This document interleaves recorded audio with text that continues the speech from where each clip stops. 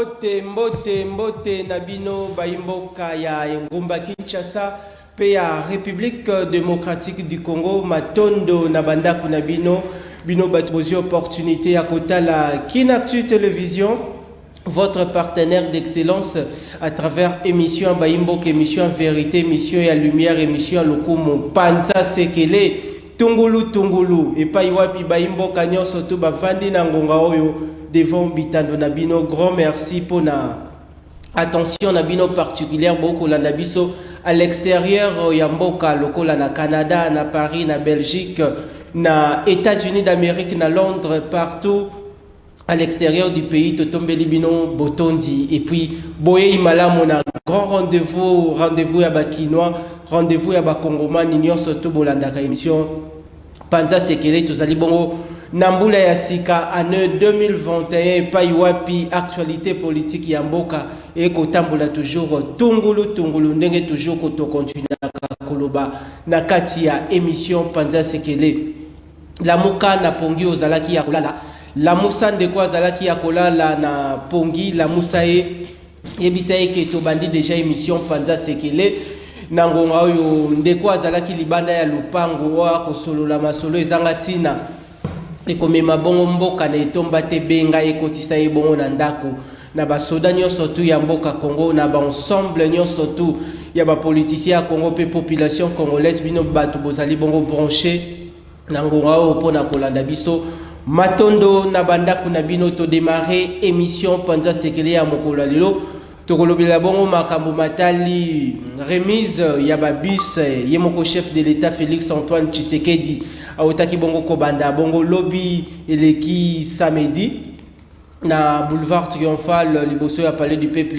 bis donc bis pour na transport urbain population congolaise population quinois a souffrir makasi na makambo matali babis tokozwa bongo ba image à travers émission mokolo lelo tokolobela lisusu cérémonie ya munene oyo ONG Kokoliko asalaki mokolo elekani tokolobelela makambo matali activité ya Kokoliko tokolobela lisusu Sekopé boyebi bongo directeur national autaki bongo ya Sekopé autaki kokangama et puis inspecteur général autaki bongo kokangama selon enquête ya IGF et puis moi na mboka Martin Fayulu autaki bongo ko sala toujours point de presse pour na ko épingler makambo belé par rapport ya secteur ya enseignement tokosimba lisusu makambo matali soutien conditionné ya ba colonisateur na biso Belgique balobi bongo avant ba soutenir mboka ba pesi un certain nombre ya ba préalable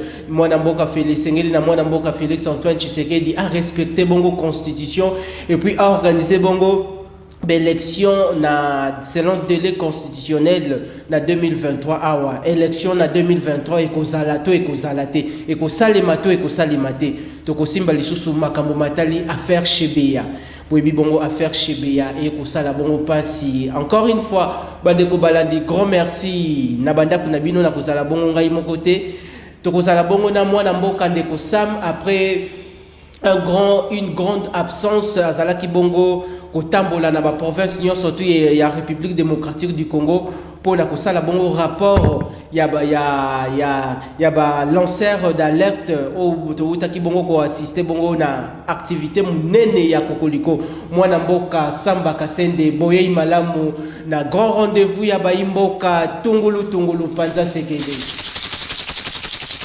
Merci Ndeko Richard. Merci na bandeko banzu na bitando yike na bango bakolanda biso. Merci na bakino nyonso, merci na ba lanceur d'alerte nyonso ya Congo Mobimba, merci na ba cadre nyonso e quadre nyonso ya Kokoliko. Merci na ba ninga nyonso oyo totamboli na bango province par province. Vraiment merci na Kinactu, notre partenaire privilégié, vraiment ma chaîne préférée.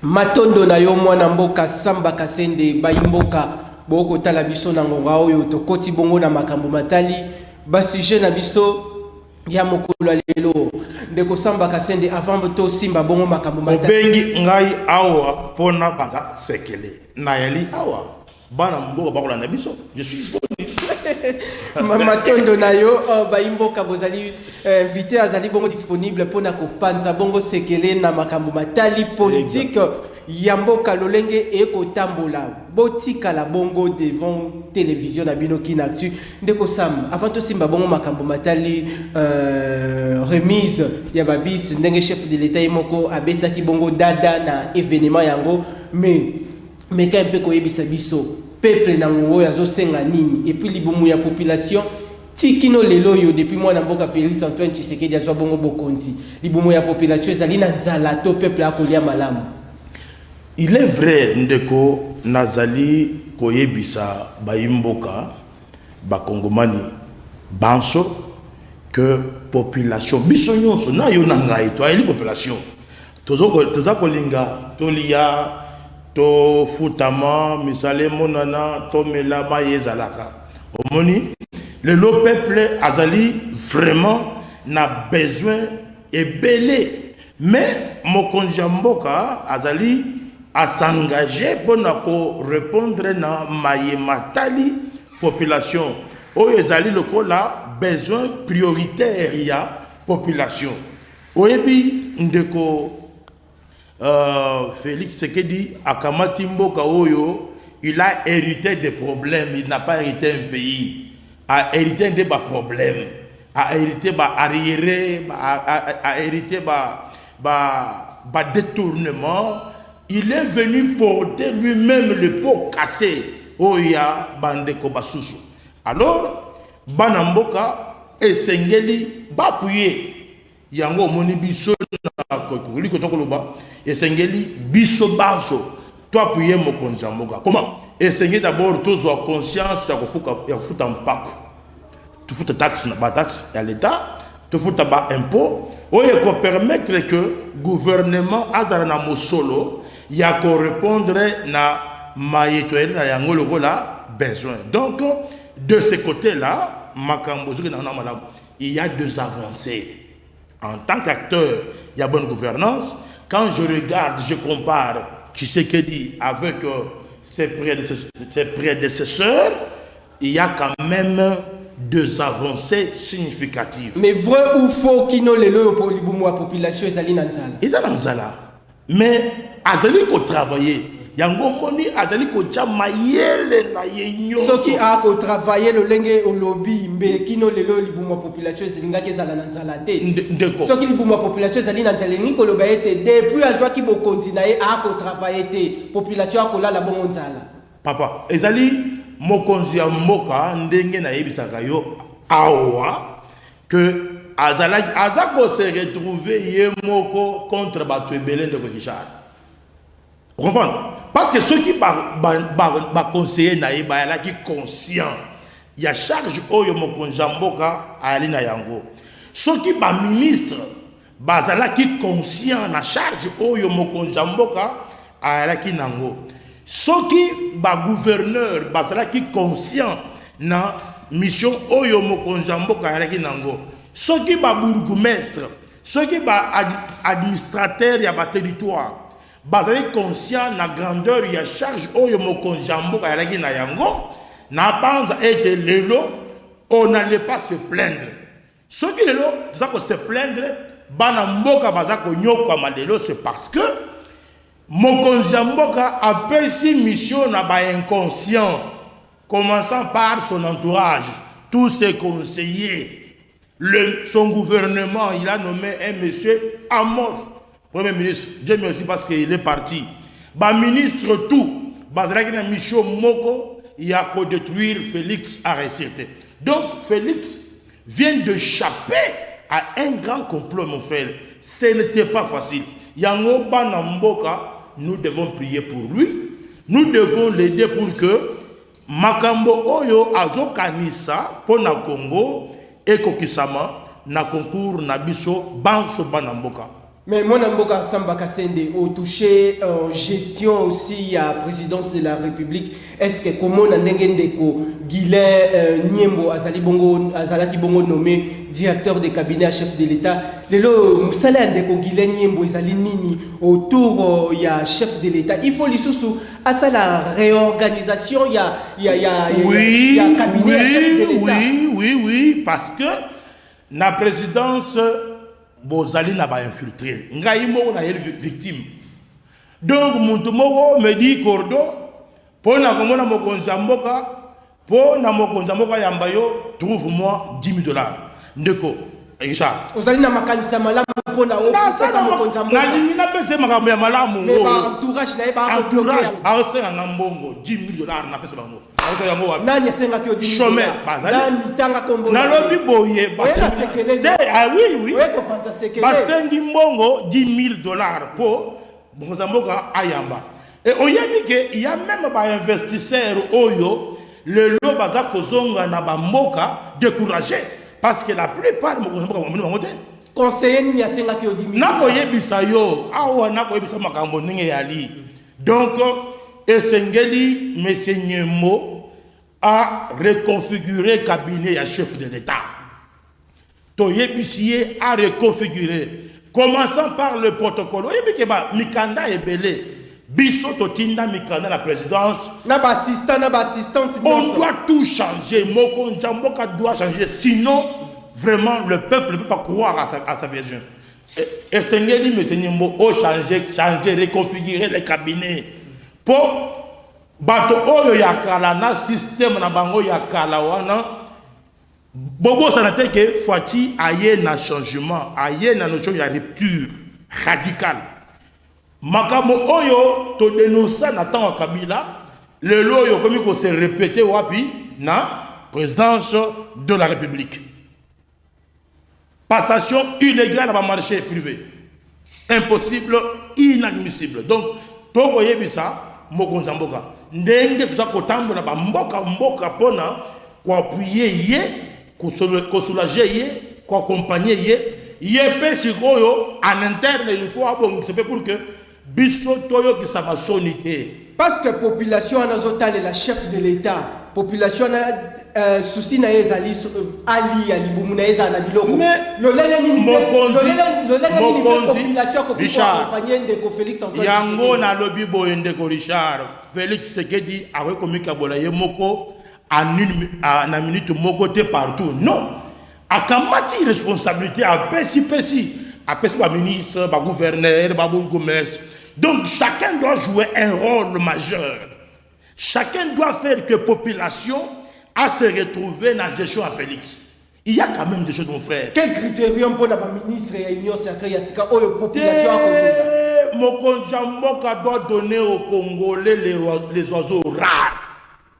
Pour la biso. Les oiseaux rares, on a pas de la Quand on a Congo, bilongito mona ki na coalition fait cash ba onde ba zonga. Akei na fesh na kuti batamayele bazayebele kuna. Akei na otuele bato amayele bayali akena chikapa ya bato akena lomami akena olomami akena ba Congo na bayombe là-bas akena batandu donc il peut ramasser bato ya boy mayele na ba intérieur parce que nangongo population a lobi na yo bato ya boy na ba kozala na union sacrée zali arche de Noé et kozala bongo banani bato moko oyo ya boanya ya mayele bazalina bobangi ya notion ya bien public ayebi ke oza ya ye oza ya l'état ayebi ke oza ya ngaite ya l'état so na simbi boloko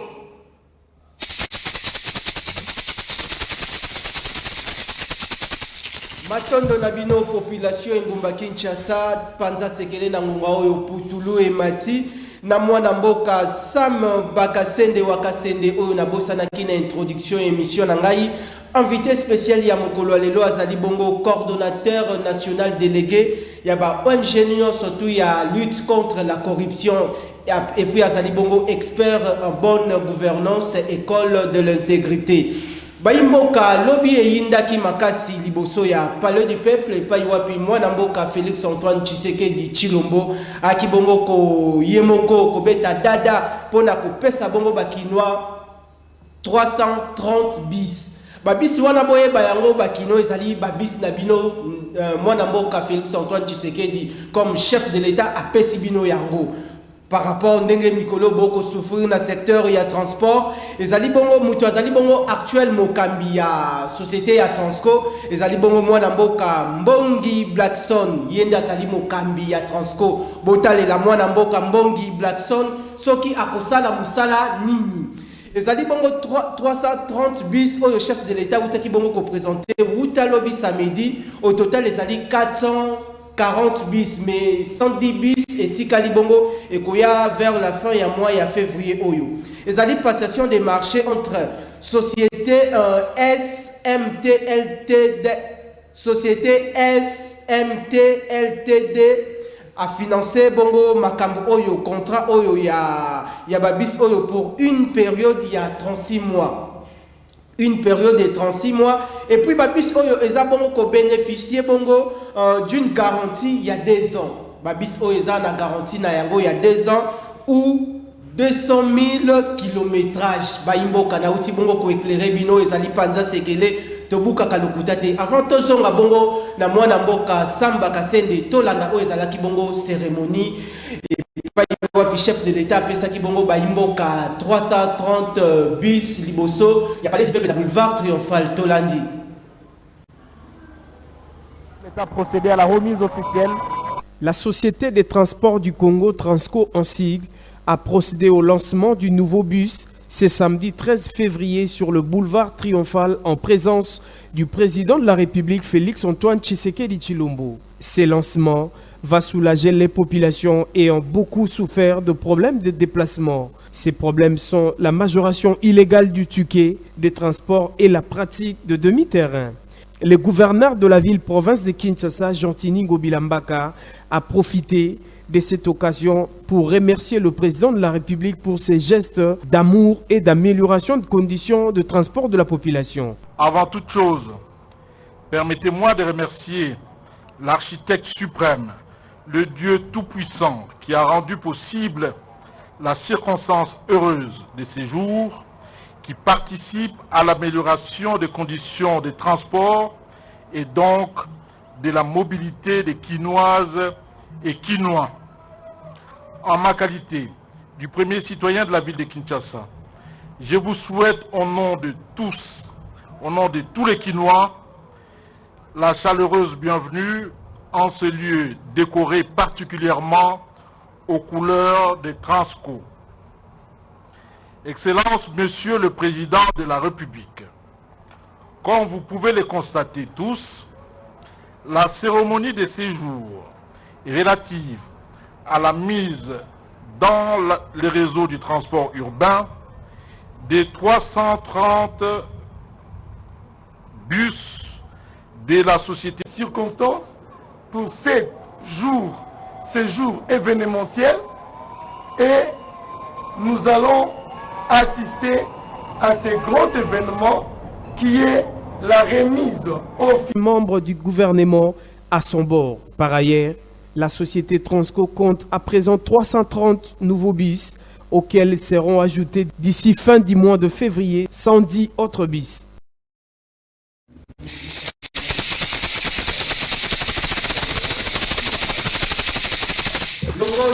Longonia pona ekolo tungulu ezalaki bongo liboso lobi eleki liboso ya Palais du Peuple pai wapi mokambi ekolo tata mokonzi Félix Antoine Tshisekedi auti bongo ko remettre baimboka 330 bus oyo kokota bongo na transport urbain pour ko servir bongo population de Kosamba Kasende ba impression na yo le lenge chef de l'État moko auti ko remettre ba bis na sepeli ezali esengo mingi.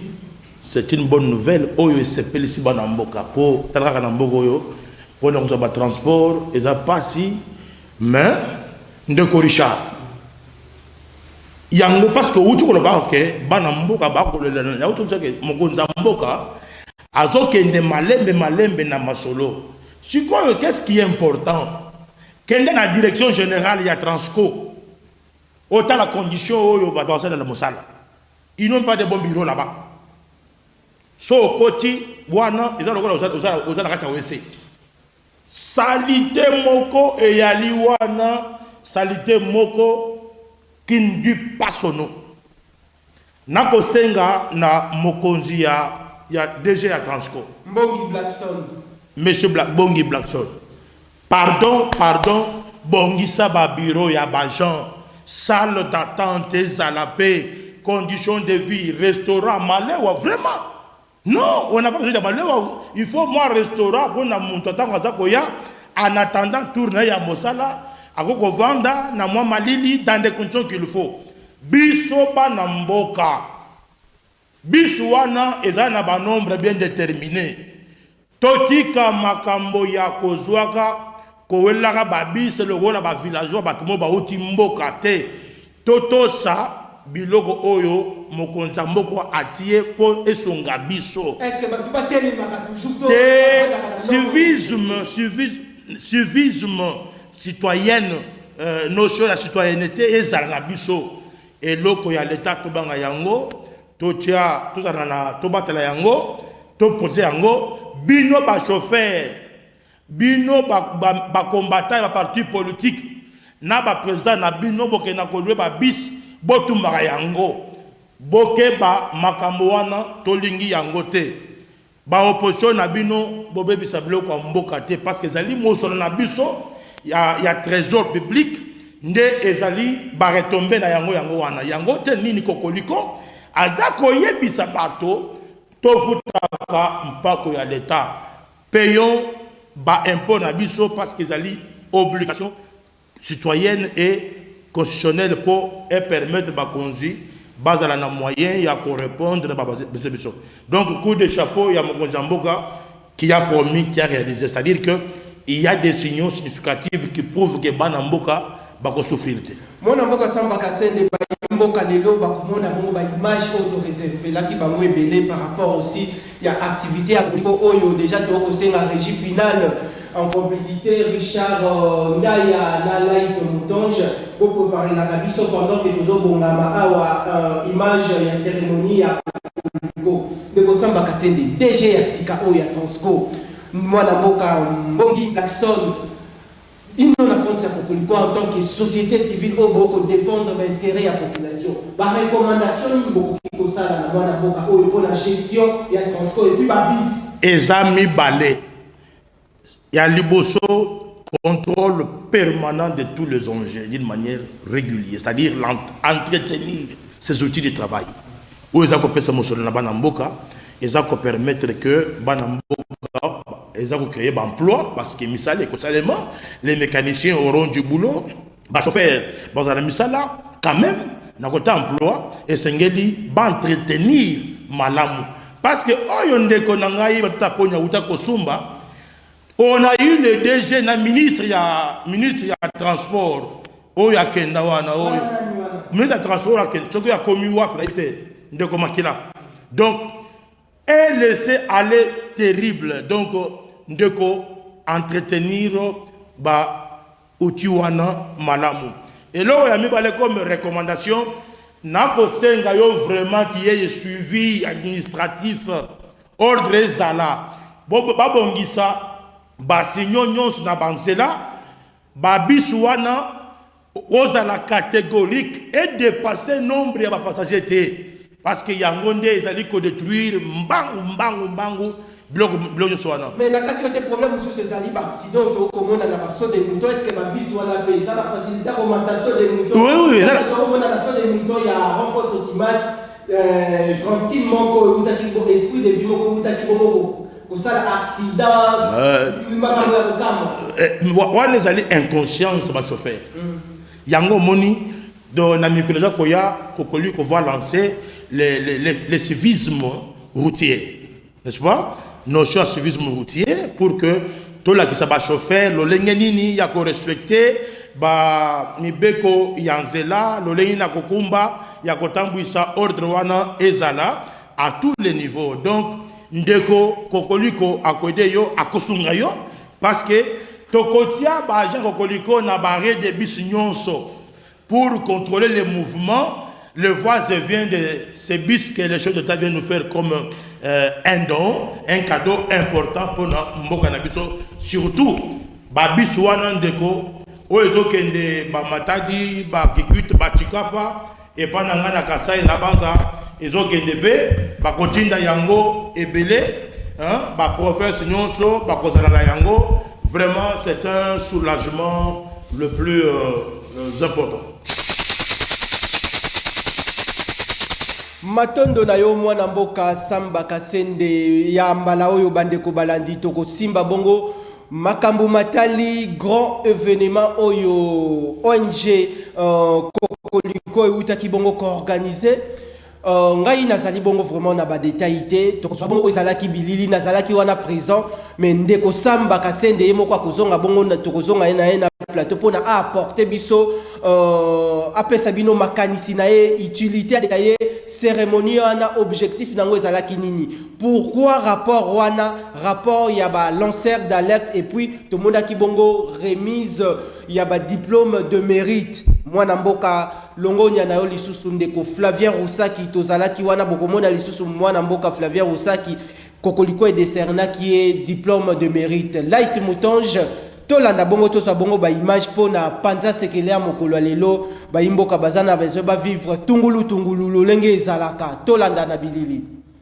Dans les soucis de lutter durablement contre le coulage de recettes, les détournements des deniers publics, l'enrichissement des capitaux en RDC, la Kokoliko a organisé une cérémonie à double objet dont la publication du rapport du lanceur d'alerte et des remises des diplômes de mérite aux acteurs des différents secteurs de la vie nationale. Motif de satisfaction pour les différents lauréats. Je vais féliciter la coalition des ONG ici en République démocratique du Congo qui lutte contre la corruption. L'honneur est pour moi, pourquoi? Parce que vous le savez, c'est un combat que nous avons mené. Quand je dis nous, c'est-à-dire toute l'équipe qui accompagne le magazine Tokundola. Nous avons combattu l'ancien régime, vous le savez, les antivaleurs de l'ancien régime. Nous continuons à combattre jusqu'aujourd'hui les antivaleurs parce que vous le savez, ceux qui sont au pouvoir deux fois ne se comportent pas selon l'attendement de la population. Lier l'utile à l'agréable, c'est ce qu'on doit retenir de cette grande cérémonie. La réaffirmation de Kokoliko a travaillé pour actualiser son programme de contrôle citoyen, le renouvellement de la confiance Kokoliko à la mission du président de la République, la motivation de lanceurs d'alerte et réconfiguration de Kokoliko à travers les activités nationales. C'est aujourd'hui que Kokoliko a remis à tous les coordonnateurs provinciaux les outils du travail pour démarrer le travail des contrôles citoyens à travers la République démocratique du Congo. Donc aujourd'hui, nous comptons beaucoup sur le chef de l'État. Nous lui présentons tout notre soutien. Il est important d'épingler que cet événement a connu la présence remarquée de plusieurs personnalités, entre autres le sénateur, le député, le membre des confessions religieuses et tant d'autres.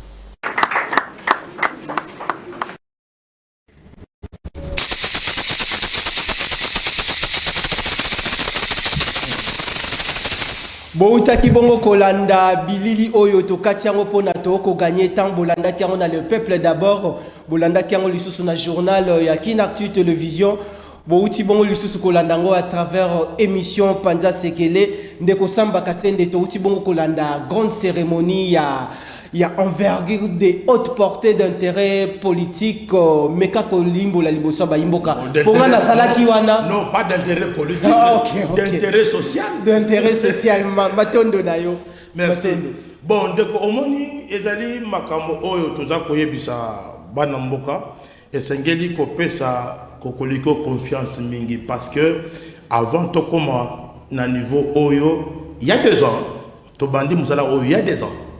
Nous avons 2 ans, on a mis vraiment discipline, totamboli na bamboka na ba sacrifice dans des conditions na yoki moko bato que non ezali mokonzi ya mboka apesi mbongo ndeko Richard Nawej na koyebisa yo ba obina molili ozwaki mbongo na nkuku mpona kotondisa sali wana ya Sam House ezali likwanga na dendete koyebisa yo que ancien régime nazalaka kosala les grandes activités. C'est ça ma vocation. Pourquoi je n'ai rien ce qui est important que autour de moi, Nana Batumoko et Amakasi qui sont vraiment forts intellectuellement, physiquement, moralement aussi, financièrement. Ndenge Mokontamboka depuis Azana pouvoir, Natikala comme on a été. Natikala kuto collaborer dans le côté, donc je ne suis ni de loin ni de près. Bisso ezali secret la biso ezali cotisation interne. Montre à 10 000 francs, il y a 2 000 francs, il y a 3 000 francs. Bah, pesi, to sangisi, to programmer activité, to keyi. Ceux qui na lingi, na kende, ba province, ils en ont engagé pour nous soutenir les biso financièrement, to keyi, tout ça na biso, to songi. Donc, Kokoliko a recruté, parce que nous sommes dans la logique, il y a ko sala, ko restructurer ce qu'on appelle la spécialité du contrôle citoyen de Omonibiso, Tolobi, Tofongoli Yango, Toramonisé. Donc, Eza et Sengomingi Ndenge, Banamboka, ça fait sa confiance, Wana Yalaki vraiment aussi, installation de la 18e province, ville de Kinshasa Segoyo, est commis, administré, na balancer réunion, il y a 4 districts. Donc, et Ali Moussala Mounene Tosali. Mais na kolanda bino ngai moko nazalaki bongo wana na cérémonie na bandeko mususu ebele ya presse Kokoliko utaki a profitaki na occasion pour na ko publier rapport ya exercice 2019-2020 compte tenu ya rapport na bino wana oyo musala Kokoliko asali na ba lanceur d'alerte ezalaki nini contenu ya rapport contenu ya rapport ezali na 3 chapitres principaux. Chapitre ya liboso ezali évaluation des gestions et des gestionnaires par rapport à mission oyo mokonzi mboka apesi ba gouverneur ba bourgmestre ba ministre ba assemblée provinciale et consort et le chapitre ya mi balé est centré sur le mise à niveau, n'est-ce pas, les constats sur les avancées de la gouvernance en République démocratique du Congo. N'est-ce pas? Nous avons dit qu'il y a suffisamment de avancées significatives. 3e chapitre, Ezali, Kosale la Mokonzi Mboka, état délié et le perspective à venir. Comment est-ce que Mokonzi Mboka doit être à mesure des informations fiables, vérifiées, crédibles sur la gestion de l'ensemble du territoire congolais. Et enfin, 4e chapitre, c'est la contribution des lanceurs d'alerte, n'est-ce pas, dans la performance des gestions. Donc, Ndeko Sam, question moko elingai en tant que ONG, ONG Zali Ebele Bino Kokoliko, thématique na bino ezali lutte contre la corruption. Par rapport à rapport au Boussali, est-ce que Bino Kokoliko na rapport na bino Boussali bongo crédible par rapport à rapport au Boussali vis-à-vis la population et puis il faut déposer les ngomo kondiamboka. Rapport on est crédible. Biso to kolobate biso moko. Et sengeli population oyo azako sala na biso elongo oyo azako mona lolenge kani balancer sur terrain ba eli ko sala mosala. Vous comprenez? Donc eza biso te biso to sali oya biso to ko pesa yango mokonza mboka il va prendre connaissance akomona makambo oyo elobami wana akomona bato oyo nani azanani nani asali nini pour quelle objectivité. Donc crédibilité na biso eza biso mokote to ki kolobango na koyebisa yo depuis vendredi kino tsikoyo na kozwaka ba remerciement ya ba konzi kaka. Mais est-ce que Tomoni ça des tonda qui y a eu des sénateurs, des députés nationaux et provinciaux, Tomoni sous ba membres, il y a différentes confessions religieuses, il y a ensemble il y a République démocratique du Congo. Est-ce que les lobes vous allez pena soutien, il y a tout financement, le ko là-bas ONG musu se bénéficier aussi na ba financement. Biso ndeko d'ailleurs nous contestons ces financements extérieurs. De multinationaux bayaka pona pour diviser banamboka. Na koye bisayo. Biso tout ça na makambo. On n'a pas le temps ya kokomaka. Non, les Européens, le Français, non, biso mokaka. Nous avons des structures importantes. Nous avons le cellule technique d'analyse et développement territorial. Et nous avons aussi le cellule de redressement et de récupération de moyens locaux. C'est-à-dire, biso moko, tozali naba autofinancement na biso. To créer awa, to créer le dispensaire, n'est-ce pas? To créer la pharmacie. Mais Tomoni chef de l'État en dengue tozali bongo na présence ya Covid-19 a créé ba structure rebelle et accompagner et lutter contre la Covid-19. Mais pourquoi ceux qui kokoliko et kosala musala ya malamu sur terrain parce que boza ko accompagner chef de l'État? Pourquoi chef de l'État yemoko personnellement aza ko accompagner kokoliko te po kokoliko asalela e musala malamu sur l'ensemble ya mboka? Mokonzi ba força kayete. Aza komona Moussala oyo bino nyonso bozali kosala pona kokoliko. Donc aza kotala yango, aza komona lolengi to na terrain pona ko renforcer pouvoir na ye, pona ko salisa ye, pona ko sunga ye. Yango omoni ndeko bandeko ya Fonds de solidarité nationale ya Covid-19 bayala ki wana. Mokonzi na bango to pese diplôme. Pona nini? Parce que ba créer service wana mais sans moyens de subsistance. Mais de Kouana, avec les moyens de bord, abundi ndenge biso toko bunda. Yango to yebisi ba provinciaux nyonso et pas iwa batie ba bureau relais ya fonds ya solidarité, ba coordinateur nyonso ya kokoliko et sengeli basonga. C'est une façon de ramener la population, les hommes d'affaires et tout le monde va appuyer fonds ya solidarité. Et ça, une façon d'appuyer aussi Mokonzi Mboka. En même temps, Essengeli, le cadre régénérateur, il y a fonds, il y a solidarité, normalement, le gouverneur rébellé, et ça, le rapport Nabiso, le gouverneur rébellé, le maintenir gestion, il y a fonds, il y a solidarité. Or, Mokonzi Mboka a déjà créé cadre Moko, c'est-à-dire gérer fonds wana ba moyen wana. Donc c'est une question qu'il faut régulariser. Les gouverneurs des provinces doivent se séparer, doivent se débarrasser, ba remettre gestion ya fonds, ya solidarité pour que Makambo étambe la madame. Ndeko Samba Kassende, en cérémonie nabino ozaki de haute facture. Ezalaki à double objet parce que ngamoko nazalaki wana ya liboso ezalaki rapport publication ya rapport de lanceur d'alerte yami balé ezalaki bongo en remise ya ba diplôme de mérite. Ce qui to simbi angle ya ba ya remise ya ba mérite. Pourquoi besoin initiative wana bino kokoliko pour remettre bateau ba diplôme de mérite? Ezali pona encourager bandeko oyo mona mboka na biso. Batu ya mayel rolo bakaseni batu ya mayel rolo bakaseni oyo on peut pas les prendre avec que oyo ata muntu abwana ata muntu ya zo combattre bakanyaka il a l'intégrité bakozoyete. Donc nous avons voulu encourager ceux qui donnent le meilleur d'eux-mêmes na Mokonzi Mboka. Ceux qui présentent les meilleurs d'eux-mêmes pour na kotambisa école na biso.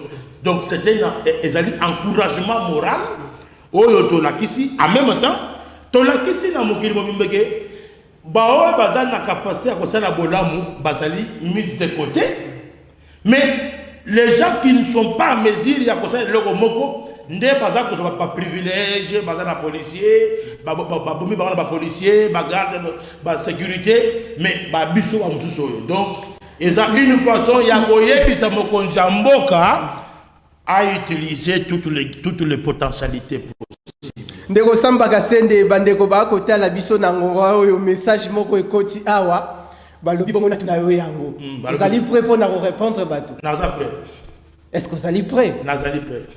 Balobi bamoni bongo bawutaki bongo komona présence ya ndeko Flavien azui bongo diplôme de mérite mais au pesi bongo diplôme de mérite te na mwana mboka ekobangisa yo question. Non, pas ça, non pas. Balobi au pesi bongo diplôme de mérite te na mwana mboka Jean-Marie Kasamba na mwana mboka ndeko Sango na ndeko Richard Nawesh ako panza sekele po na mboka. 3 personnes wana. Nazali na respect mingi na notre société wana. Ezali ndeko Kayeye ada depuis Mongafula. Yango Jean-Marie Kasamba ali na soutien nanga. Oui, Jean-Marie a sali fierté ya mboka oyo ya presse congolaise. Le Jean-Marie a bimisé biso télé 50. Bon, ils allaient visiter, mais au moins a mis excellence dans le niveau de la presse. Ils allaient n'attendre moi j'ai fait avec l'émission de Jean-Marie Kasamba en 2004 dans RRTV avec Ndeko Basile Ndeko 4 vérités. Donc Anissé en 2004. Donc le nom a mis excellence dans le niveau de la presse. Il a mon soutien. Je crois que c'est un temps. On évolue. Et là, c'est mon frère, j'aime beaucoup. J'adore beaucoup son cantique. Blanc, plus blanc que neige. J'aime beaucoup la philosophie, n'est-ce pas? Et il a travaillé. Ce sont des hommes qu'il faut réconforter moralement. N'est-ce pas? Et Ndeko Richard Nawesh. D'abord, Ndeko Panza Sekele, c'est un grand partenaire. Ayebi Moussa Naye Malam, donc Banamboka, apaisez-vous. D'ici là, toko lancer campagne, il y a respect, il y a monnaie locale, campagne, il y a solidarité entre Congolais. On va lancer à l'occasion, nous allons toko futa Nyongowana, mais Oye Salamaki, c'était d'une manière un peu exemplative. Merci Nayo Ndeko Naebike Ndeko Kayeye Ada depuis Mongafula outi bongo kozwa ba précision par rapport ya souci na yo ndengo réclamer pourquoi ndeko nawa Jésus diplôme de mérite ndeko Jean-Marie Kasamba zui diplôme de mérite mwana mboka Sango zui diplôme de mérite outi bongo kolanda. Bangonyo, ce sont des grands travailleurs, ils font un bon travail, une fierté pour le Congo, ils méritent nos sincères félicitations de la part de Koliko, mais Nabanza Moussalawana, on va y travailler dans les prochaines éditions. Je pense que ça va aller très bien. Ndeko Samba Kasende, avant tout longwa bongo na angle oya kokoliko to na gena d'autres grandes questions d'actualité ba yimboka ba kozela ba projet to utagi bongo kolanda événement ya munene ya kokoliko o izalaki conception ya événement izalaki kitoko. Maintenant ba projet à court à moyen et à long terme ya kokoliko za ko boule lisusu betanini te tozo pour sa campagne il y a respect, il y a monnaie locale. Tous un projet de développement. Vous voyez que Kokoliko a déjà un projet. Oyo ekosonga ba nzela ba route secondaire. Oyo zala ba mabulu, n'est-ce pas? Naba Zamba. Hein? Nous avons déjà un grand projet qui sera mis en application d'ici début mars. Nagome mayo na bi lili na yo. Oya pour visiter. Oyo Tokosab d'abord, on va commencer ça na Kwango, on commence aussi à Neturi, au Touélé, tout ce qui est il y a déjà un. Donc en dehors, il y a des notations. En dehors, il y a compte soyez. Kokoliko a toute une structure sur le développement. Donc nous avons des projets, Oyo, et ça allez contribuer à Mokonzia, Yamboka. Donc il y a beaucoup de projets. Salut Yango. Baimboka bauti bongo kolanda mwana mboka Samba Kasende ndenge auti bongo ko pesa bongo ba détail na oyo matalaki activité oyo ba organisaki ya Kokoliko publication ya rapport des lanceurs d'alerte plus remise ya ba diplôme Na niveau ya régie finale, Light Moutonge en complicité avec Richard Ndaya, boye debiso ba imboka bata la bongo makanisi ya mwana mboka Martin Fayulu o ezalaki bongo point de presse na ye tozonga na plateau mwana mboka Samba Kasende apesa bongo makanisi na ye tolandi ezalaki makanisi ya mwana mboka Martin Fayulu. Nos enfants ne vont plus à l'école. Qu'est-ce qui se passe réellement? Pourquoi ne vont-ils pas à l'école? La Covid-19, mais tous les bars sont ouverts. La Covid-19, mais l'UNICEF a tiré un cri d'alarme. Les enfants sont mieux protégés quand ils sont à l'école. Mais pourquoi ils ne vont pas à l'école? On a peur des enseignants qui vont aller en grève. On a peur parce qu'on ne peut pas soutenir la gratuité de l'enseignement. Il faut qu'on nous dise qu'est-ce qui se passe exactement.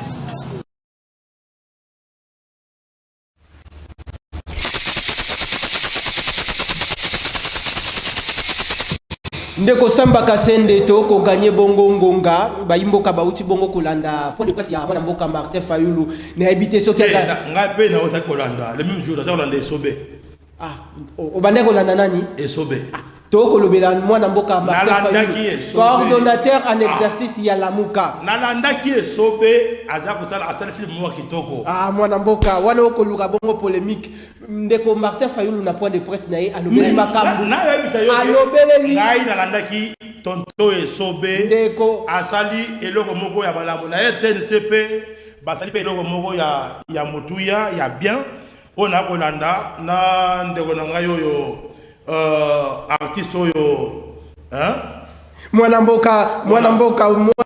mboka Samba Kasende tozali kuna te to kolobela Martin Fayulu alobeli on dirait ndeko Willy Bakonga yokiye on dirait ndeko Willy Bakonga yokiye na point de presse na ye asengi na ba autorité compétente ya mboka esengeli yete bana bazongela bongo nzela ya kelasi parce que ba église ezosala ba boîte de nuit ekosala ba activité commerciale mususu ekosala pourquoi bana bavanda bongo na classe on dirait ba kambi ya mboka balingi te bana batanga ba impression na yo ko lobela ezali nini na banza na lingo na ba polémique ya ba politicien te na utu ko so na landa ginde ko sobe le même jour que ndeko na za koloba makanisi ya Martin Fayulu ezali mabe tomoni ndeko tomoni bongo ndeko Willy Bakonga. Quand on fait la politique il faut les notions de constance ezala to yebite elo ndeko yo alingi ye mokwa wa affixé Tshisekedi ya le bleu Tshisekedi aza marionnette azali pe azali le lot Tshisekedi il éprouve le contraire non ndeko aza na chemin ya bakanga ye basala ye opposant pendant qu'il n'est pas opposant. Mais c'est le vrai opposant actuel pour représenter opposant il est porte-parole il y a qu'un adversaire à Tshisekedi. Il n'est pas opposant, frère. Azali porte-parole, il y a quand même à Tshisekedi. Il n'a jamais représenté opposition. Je préfère beaucoup suivre Ndeko Nangai et Sobena Théâtre Naye. C'est tout. Moi, Namboka Samba Kasende, oko verser biso na polémique, toko tawana. Non, je nazakoye bisayo, beba na mboka bakolanda, Ndeko wana oyo. Comment on est Makambo tokomona na Kinshasa mama mama makambo tokomona na Kinshasa tika luambo ayemba na ye kaka boye baimboka tika luambo ayemba na ye boye okoloba nini okimi maloba ozaki maloba nini ya koloba opposition na mboka oyo ndeko Richard ekenda na Tshisekedi le père akenda opposition na ye mais to moni bongo na muka bazala kembele lelo yo mwana mboka Jean-Pierre Bemba na Moïse Katumbi balongwe kuna batike ye moko yonde ko akobunda na simana lisusu mwana mboka akete musitu yo différence yango yo parce que bandeko wana baza payé par le trésor public. Pour na yo okena déjà na union sacrée ndeko Jean-Pierre Bemba kena union sacrée moi na mboka Moïse Katumbi kena union sacrée ye article ya garder position na ye position te ndeko ayebi très bien il est conscient de ce qu'il pose comme acte ye moko ayebi yango moi je ne perds pas mon temps il y a Kolandaka Biloko Motindo wana parce que nayebi ke mokonzi mboka déjà assis à Sangisaki l'équipe technique ya Covid avant que ndeko Foyulu aloba maloba na yewana. Donc je préfère na landa théâtre ya Esobe na ndeko nangai oyo ya comment ça s'appelle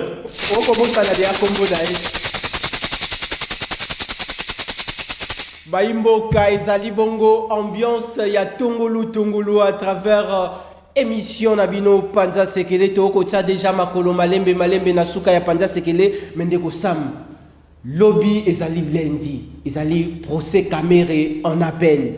Est-ce que Kamere akobima o akobimate? Je ne suis pas magistrat. Je ne suis pas au magistrat. Je fais le constat que mon pays a perdu des millions. D'accord? Kamera Kobimato a Kobimate. Je ne suis pas magistrat ni au magistrat, mais je fais un constat que mon pays a perdu des millions. Et ça, c'est grave. Il y a un monitoring, ça va au magistrat. Tango bozo kanga bao bazako yi bambongo ya l'État. Bazongi s'appelle mbongo ba yibi wana ezala di manière publique. Et seigneur na yazongi sa misolo. Et comme ba arrangement ba magistrat. Barrangement ko sala me autour ya dossier Kamera. Bazongi sakabi mbongo ba yibi ya l'État. Bazongi si yango lobi bazongi sa banani bazongi sa mbongo. Ndeko Jamal, ndeko Kamera, ndeko nani. Pourquoi toi tu veux toujours me ramener na ba débat ya ba individu? Je ne préfère pas citer des gens. Moi, je parle de principe. Je constate que mon pays a perdu des millions. La justice, qui est l'organe habilité d'arbitrer les conflits entre deux personnes, justice Wanande Azali n'a pouvoir. Il y a côté ou bien il y a maintenir. Je ne suis pas magistrat, mais j'appuie l'action judiciaire. Du début jusqu'à la fin, à procès, na premier degré, de Kamera réclama qui toujours innocence d'ailleurs. Le lot affaire commis bon procès commis en appel. Nous donc connu comme observé. Est-ce qu'il y a eu des irrégularités dans le procès à premier degré? Bazako déclaré qu'il est innocent. Tous les voleurs. Vrai ou faux? Tous les voleurs Bazako s'est réclamé innocent. Oui. La présomption d'innocence est garantie dans la position d'Abisso, c'est clair. Mais tant que c'est un gaga, justice a éclairé l'opinion. Mais que la justice ne soit pas instrumentalisée par des individus. Justice, basa la Moussana Bango d'une manière indépendante, neutre et claire. Pour Bassonga Banamboka.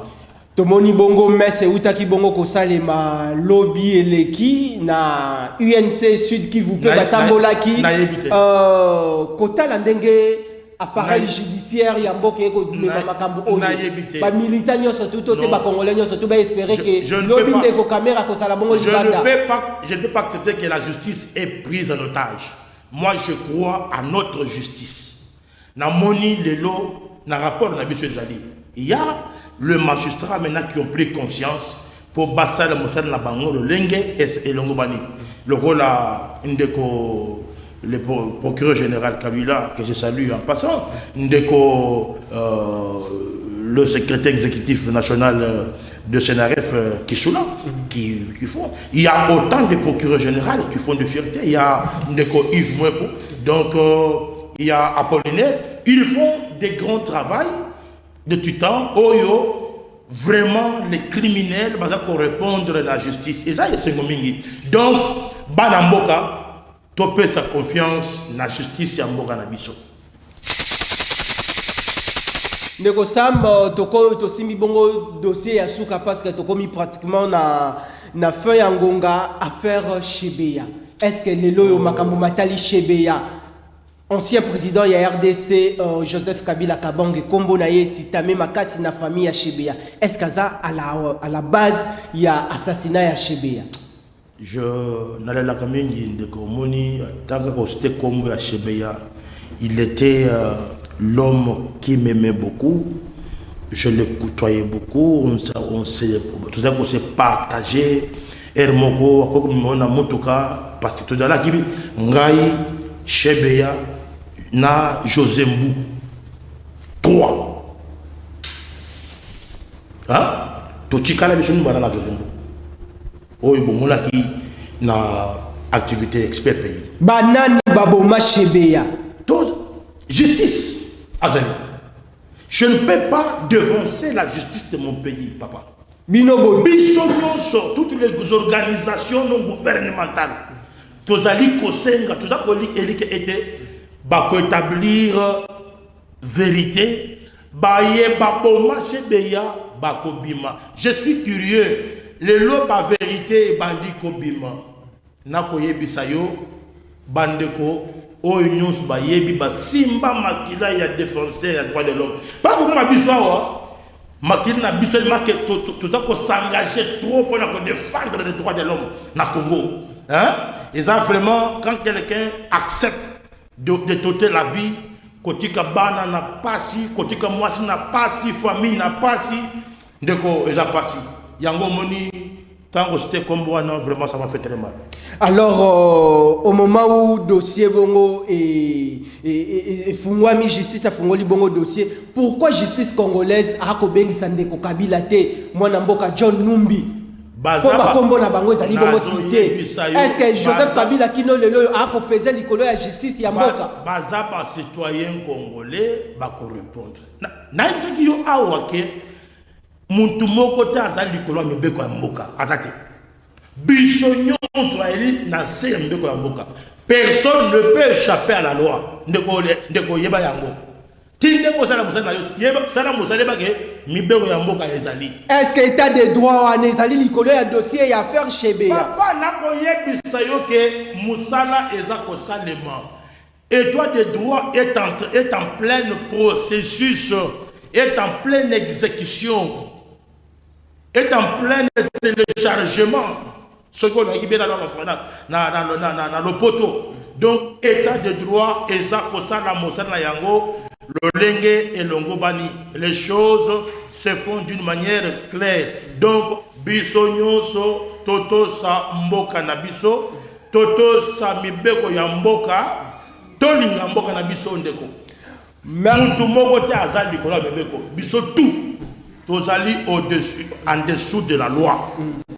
Ndeko Samba Kasende tokomi pratiquement na fin ya ngonga émission Panza Sekele ya mokolo ya lelo. Maloba na liboso ya caméra au nom ya Kokoliko po na gestion ya mboka. Na banza na ba nyonso ba mandataire ba DG ba DGA ba DF ba DT ba chef de division ba directeur de service chef de service tout ce monde là. Mes frères et sœurs, prenons conscience. Le pays nous appartient. Que chacun donne le meilleur de lui-même. Beau protéger l'avenir, il y a banana biso, il y a banana bino. Beau protéger banana bino, beau protéger l'avenir, la jeunesse oyo, à la qui longtemps sacrifié. Botika. Ko gaspiller ba mbongo ya l'état na ba futilité moko ezangati bo zongisa misolo l'état na trésor na trésor misolo wana esala mosala esala banzela et ça ebongisa ba moteur pona mai ba pomela mai courant ezala banzela na malamu. Donc que chacun fasse donne le meilleur de lui-même.